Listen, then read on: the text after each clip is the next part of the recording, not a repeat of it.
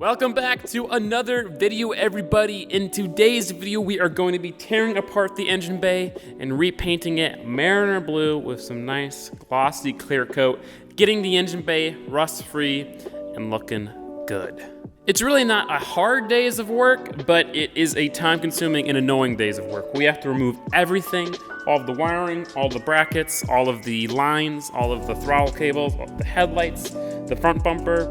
We have to remove everything in here, then sand it all, then primer, base, and clear coat. There's also gonna be quite a lot of rust behind this front bumper here that we're gonna fix. But then, after that, we're done. We'll also paint a lot of the brackets in here that are all just kind of corroded and old, not very pretty looking. And we'll try our best to hide some of the wiring, and we'll also rewrap some of the wiring with this new wrap. We might not do that today though, because we have to add a lot of wires and we don't have the stuff to add quite yet. But ladies and gents, without further ado, let's get Molly even more ready for her new built motor. But wait guys, first an important message for our sponsor, Gingium. Me.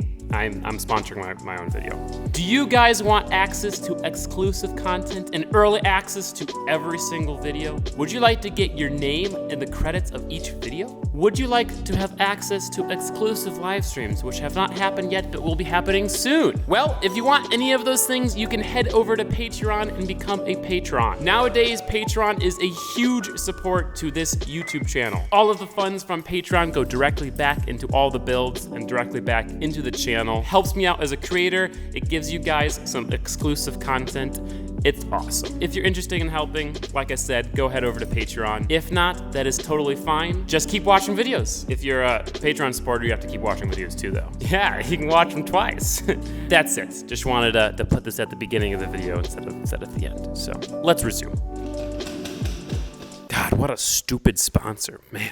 Real quick before we start working on engine bay stuff, Zach is here with an inspection camera. This little engine right here, the new one, has been sitting for quite a while. We want to inspect it, make sure there's no rust. You know, it'd really suck if there was rust because we'd have to rebuild it after all this, but it's better to know than it would be to put it all together, get it running, and then the engine shits itself. So we're just gonna stick the camera down into the cylinder, look at the cylinder walls. Hopefully it's all good, fingers crossed. It was sitting for like a year in Florida. Florida's very moist, very salty air, yada, yada, yada, rust. It doesn't fit all the way in. Are you serious? Which is unfortunate. But I kind of figured it would because when we had porcelain fall into my Miata motor, we could not fit anything in. Look at that. High compression piston right there. See all the valve cut out? Yeah, I was gonna say, it doesn't look like my stock 1.6. It's weird. No, definitely. Where the spark plug sits, that's look at that. Cylinder wall. Look at that.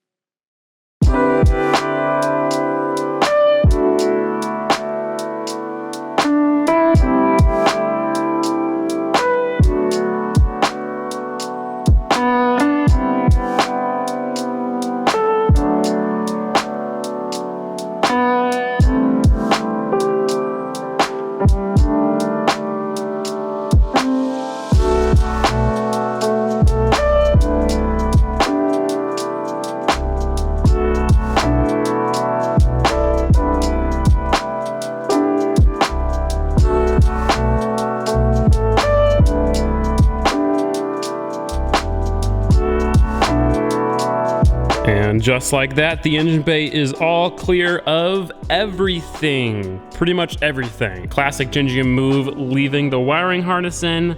I don't feel like pulling the dash, so I can pull that all through. Not doing that, so it's just gonna stay there. We'll tape it up and we'll paint around it. If the engine bay paint isn't perfect in the corners, no big deal. It gets covered by a bunch of crap anyway. Next step is to go ahead and clean all the grease off, scuff it up. I'm going to weld up some holes and drill some new holes in the firewall because instead of running the stock line situation with the brake lines and the crossover little vacuum thing up here, I'm gonna run it behind the firewall to clean things up a bit.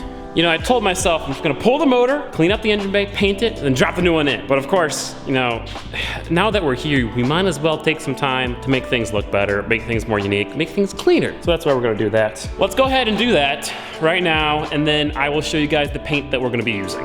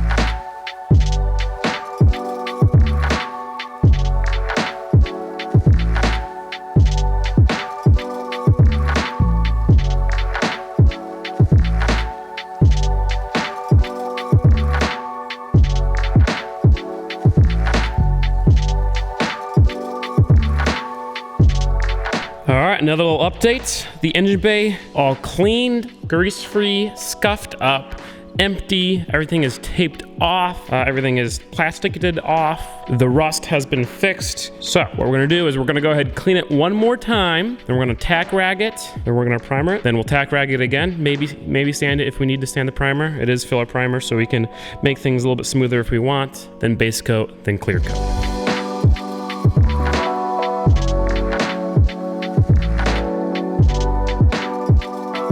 Now you guys are probably wondering, hey Gingium, what kind of paint are you using?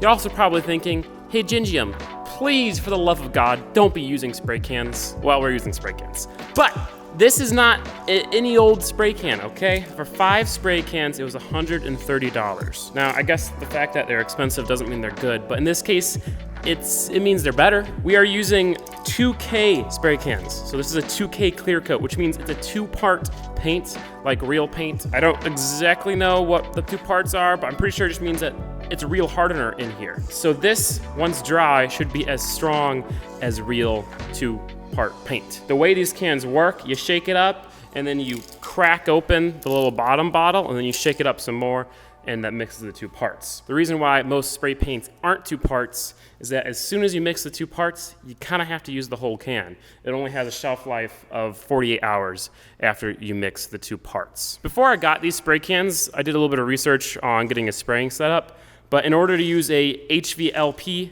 spray gun, not can. In order to use that certain spray gun, you need a 60+ gallon air compressor tank. You need at least 12 CFM, and that is super expensive, super space consumption-y, and it wasn't really worth it. So that's why we are using spray cans. I could get a small air compressor and get a LVLP spray gun, which is a little bit different, and it would work with a smaller air compressor. But I figured for now, let's try these nice spray cans. So we're gonna start with primer, then use base, then use this 2K clear. Color matched base coat and the primer. Let's go ahead and start with primer.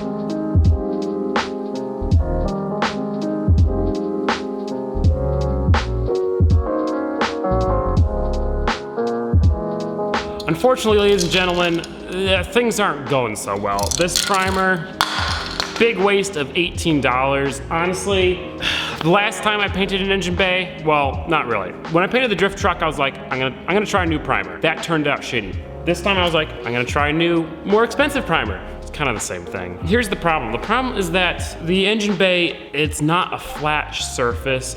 It has all these nooks and crannies, and these cans only really spray like this. If you tilt it like this, If you tilt it like this, So trying to get in the nooks and crannies, it just starts spitting, and then everything gets super, super dry. And a dry primer ruins everything. Dry primer means not a smooth base coat, not a smooth clear coat, and the other thing was that, I got one big can to start with, and I was like, that'll probably give me like 2 layers across the engine bay. One big can didn't even get me 1 layer. So I bought 2 more cans, so I spent $60 on this primer, and still did not have enough. I got barely 2 coats in, so I tried my best to sand it down as much as I could to get it smooth, and on the flat surfaces where I could get the paint really well, I sanded it down pretty good. But on the places where there wasn't enough paint, I couldn't sand it down, so it's dry. Sucks, but we're gonna keep going. I now know that I am never ever going to use any other primer besides Rust-Oleum self-etching primer. That stuff is amazing. And I don't know why I tried to use primer that's 3 times as expensive and 3 times worse. It's not really worse. I'm sure it's good primer, it's just not for this application. The thing is that the self-etching primer, it works for everything. So just use Rust-Oleum self-etching primer, guys. Not sponsored, unfortunately. Pasha's cart is right behind me, and that paint so far looks much better than this, and that was just all Rust-Oleum $3 cans. Let's hope laying on the base coat thick and then the clear coat thick means we can maybe wet sand the clear coat, polish it, or, you know, whatever. I've also learned that engine bays aren't really a big deal. I love to have a nice looking engine bay, but when I inevitably mess up the paint like I always do, I'm never too upset. And I'm not gonna go through the effort of sanding all that down and redoing it. If it looks cool, awesome. If it doesn't, then shoot. Well, at least it's not greasy. You know, I'd rather have a clean, kind of bumpy paint than greasy paint, I guess. I'm just trying to stay positive. Here's the other thing. I'm just gonna keep talking, blah, blah, blah, blah, blah, blah, blah, blah. If you guys didn't see the car in person, you'd have no idea that the engine bay paint isn't great, you know? Even on camera, I bet you, it's gonna look awesome, even if it doesn't look awesome in person. That's the beauty of a camera. It kind of hides things, even if it's 4K, which this isn't. But even if it is, it still hides things pretty well. I like to share my mistakes and help you guys maybe do it a little bit better. So use Rust-Oleum self-hatching primer. As you saw, I already sanded it down, just cleaned it. I'm gonna tack rag it and do the base coat. Also, before you say, Caleb, you just didn't put it on thick enough. I got runs in a couple different spots, which I sanded down. But the point is it went from being Sahara Desert to ocean waves. Like Sahara Desert to runs. There's no in between for that primer. I'm done. I'm not gonna be mad. Either way, I'm gonna have a 300 horsepower Miata, so.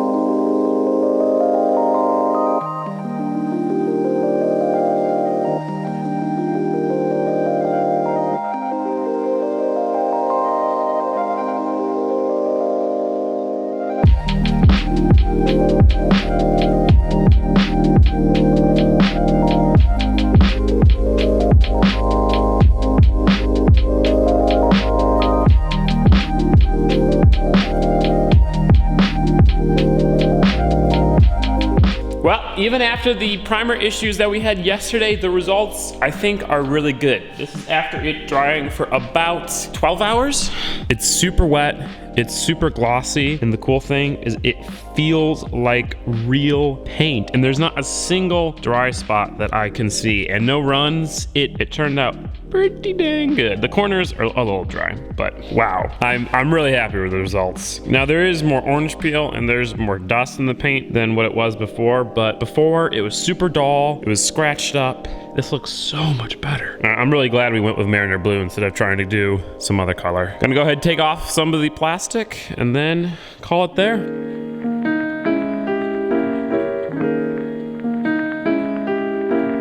Well, ladies and gentlemen, that is going to be it. Unfortunately, we can't do much with the car until the engine bay dries for a couple of days. I want to make sure that clear coat is as hard as it can get before we start wiring, before we put the engine in. I don't want to ruin all the hard work we just put into it. So, although this was kind of simple and kind of short, that's it for this video. While we wait for the engine bay to dry, we do have an exciting resurrection coming in the next video. Well, there's two cars that need to be resurrected. One is right here, and it's an old car. The other is a green Audi that was supposed to be drifting right now. It is still sitting out there. Although you guys probably thought we abandoned it, we didn't. We were just waiting for parts. Those parts included a built motor and a new turbo, and those parts have arrived. So in the next video, we are going to be installing those parts and getting the Drift Audi running and maybe tuned, and I don't know what else, but it'll be exciting nonetheless. And of course, if you want to see that video right now, you can head over to Patreon, become a patron, support the channel, and see that video. Seriously guys, all the people on the Patreon, it means so much. It really does help so much. Some of you guys have been patrons for a couple years now, and that is incredible. So I just want to say thank you. Also, in other words, I want to give a shout out to Pasha because he got his cart running the other day. You should go check out that video. I'll see you guys next time. Thank you so much for watching. Let me know what you guys think about the engine bay. Peace out and goodbye.